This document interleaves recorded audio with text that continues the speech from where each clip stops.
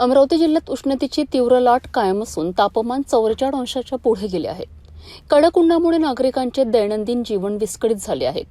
बडनेरा शहरात सकाळी 11 वाजल्यापासूनच मुख्य रस्ते ओस पडलेले दिसत आहेत. अत्यावश्यक कामाशिवाय नागरिक घराबाहेर पडणे टाळत असून दुपारच्या वेळेत शहरात अत्यल्प वाहतूक दिसून येत आहे. उन्हाचा तडाखा इतका वाढलाय की अंगाची अक्षरशः लाहीलाही होत आहे. उष्णतेपासून बचाव करण्याकरिता नागरिक विविध उपाययोजना करताना दिसत आहेत. अनेकांनी घरांवर ग्रीन नेट लावले असून पाण्याच्या टाक्यांनाही संरक्षणात्मक आवरण घातले आहेत. दरम्यान लहान मुले, ज्येष्ठ नागरिक आणि मजूर वर्गाला उष्णतेचा सर्वाधिक फटका बसत आहे. उष्माघाताचा धोका वाढला असून आरोग्य तज्ज्ञांनी विशेष काळजी घेण्याचा इशारा दिला आहे. तज्ज्ञांच्या मते दुपारी 11 ते 4 या वेळेत घराबाहेर पडणे टाळावेत. भरपूर पाणी प्यावेत, डोक्यावर संरक्षण वापरावे आणि लिंबू पाणी, ताक, ORS सारख्या द्रव्य पदार्थांचे सेवन करावेत.